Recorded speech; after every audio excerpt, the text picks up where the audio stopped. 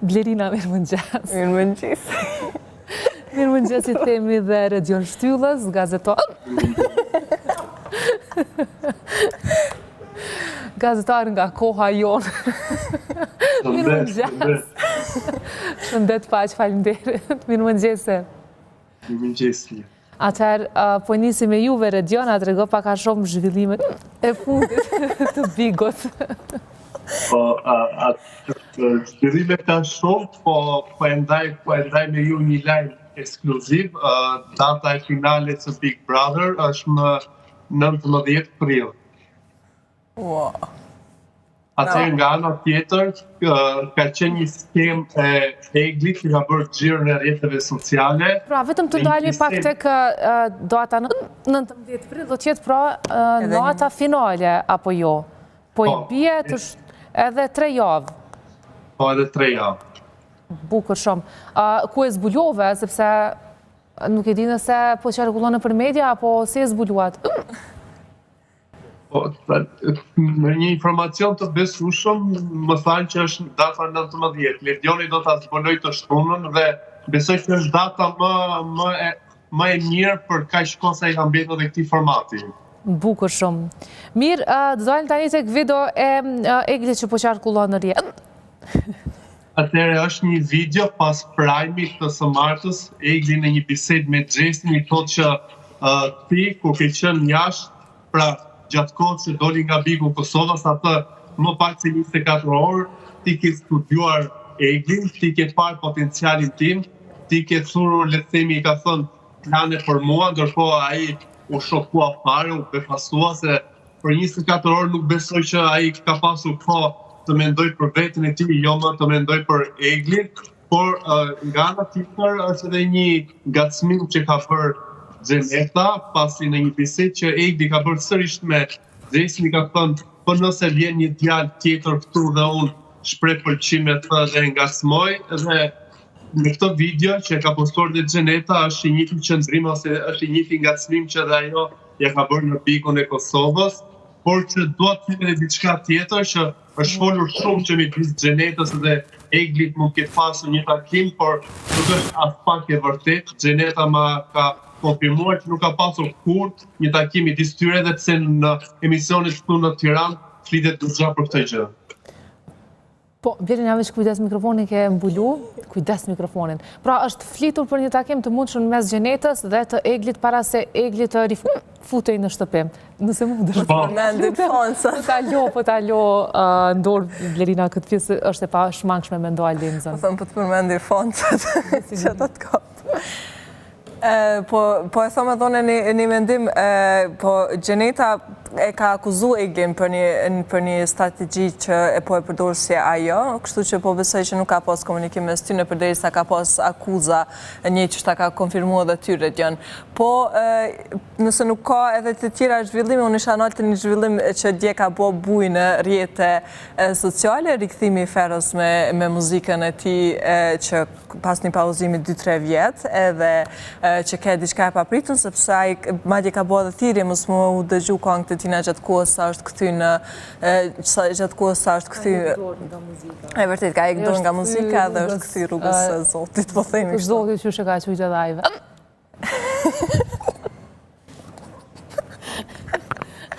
Edhe madje konga ti e parë, si shpritet nga Fero, ishte një dis ndaj Arbenitës, po edhe ndaj motrës së presidentës që qëta nuk e kuptova hiq. Ajo është avokate në procedurën e divorcit të tyre dhe nëse s'ka bëj edhe me çështjen e fëmijës që po që nuk e kishte parë 8 muaj që e cek edhe në këngë, po kishte edhe të tjera projekte që janë publiku, kështu si ndoshta edhe qëllimisht nga ai pjesë të vogla ku disiratët e reperat të tjerë.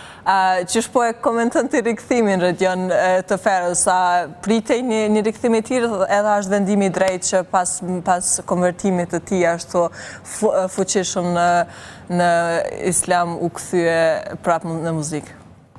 Ndoshta ekonomia është aq e fortë sa ty të detyron, le të themi, që të bësh këtë ndryshim kaq drastik, të hedhësh, le të themi, poshtë një qasje kaq të bukur që ai e prezantoi që unë po ndjej mirë tani, ajo jetë që unë kisha me muzikë më bënte keq për shkak të problemeve që më shkaktonte dhe ti rikthesh ndoshta rrugës që ty të ka shkaktuar probleme, nuk është edhe ndoshta një mesazh i mirë për të rinj që besoj që e ndjekin dhe kanë simpati të madhe për Ferën, pasi ai ka një audiencë të lartë, maksimale, dhe besoj që me këtë rikthim ai do të ketë një boom, por në aspektin njerëzor dhe në aspektin le të themi të sinqert që ai u largua dhe u përkushtua një feje duke dhënë shembullin e tij, i ka humbur pak pik, por këto janë gjëra që nuk është hera parë që ndodhin me Ferën, po besoj që është tek pjesa ekonomike që ndoshta po rikthehet, por është edhe një interes, ai në fushën le të themi që ka zgjedhur të jetë një njeriu besimtar, nuk është se jep shumë nga vetja e tij përpos disa vlerave fetare, por me muzikë ai ndoshta mund të japë edhe një qasje ndoshta më ndryshe dhe jo siç e ka pasur në fillim.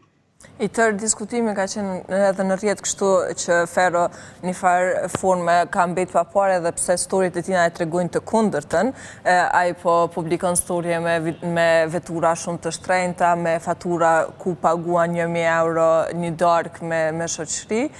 Ndoshta edhe këto publikimet e tina po janë arsye që me i demantu që është ekonomia arsye pse po kthehet ai në muzikë, apo jo, Redion? Tani, ne nuk futemi te kuleta e askujt, por të bësh këtë kthesë kaq të madhe për syrin tim është diçka që nuk lidhet me atë çfarë ti ke jetuar dhe çfarë ti ke deklaruar duke quar një gjë të keqe. Si mund të rikthesh ti e keqja kur ke qenë i vetëdijshëm që të ka lënduar dhe i shëruar nga kjo. Në këtë e shikoj, por ai është i lirë të bëjë çfarë të dojë, nuk besoj që edhe të rinj që e ndjekin duhet të jenë aq verbërisht ndaj tij, po thjesht ta shijojnë muzikën dhe këtë rikthimin e tij, uroj që të jetë me këngë të mira, por me sa duket po e fillon me disa.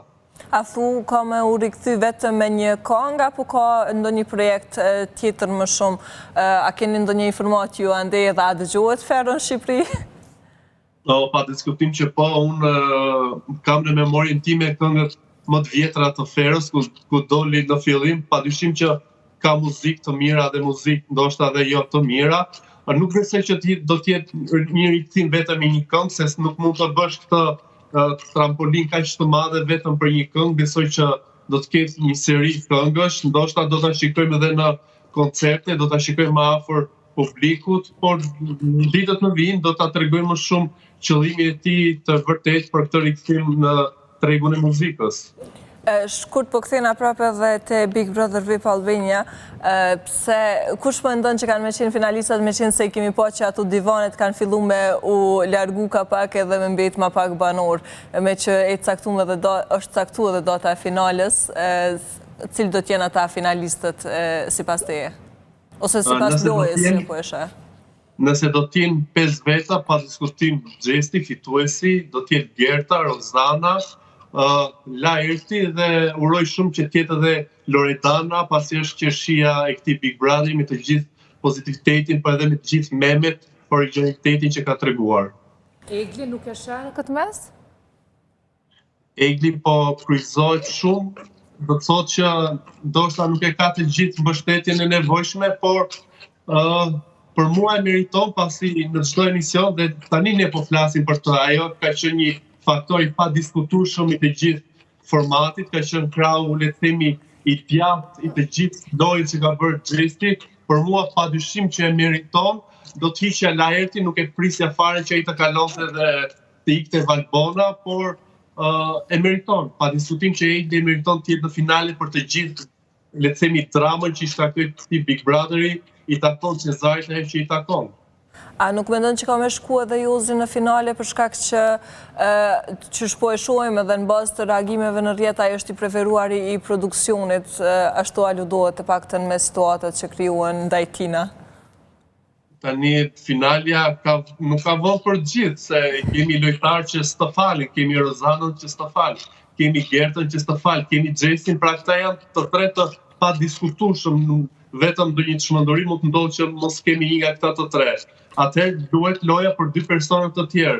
Loredana ka patjetër një pëlqim të madh në publik dhe vendi i 5 është midis për mua midis dy emrave, midis Laertit dhe Eglit. Jozin nuk e shikoj pasi nuk është se po jep diçka me këtë riktimin e tij përveç disa gullësjeve ose përmes disa batutave me këngë ose ngacmimeve, nuk është se ka një dinamik të fortë në lojë që ta çojë atë drejt finales. Faleminderit shumë Redion, kemi me u lidh prapë bashkë që edhe me i caktu edhe ata dy finalistët e fundit që mbesin në atë altarin e fundit. Shumë kënaqësi. Sigurt, besoj edhe për mua të uroj tash. Jo, s'besoj. Sa ke që i agjeru shumë e pas mundesh me ujme të i kaluaj metoda 7 herë. Si dhe gjithë jetë shpresojmë që kalon vetëm pas pak. Redion, faleminderit edhe një herë. Faleminderit ju, kënaqësi gjithmonë. Po presim Lorenën. Presim Lorenën.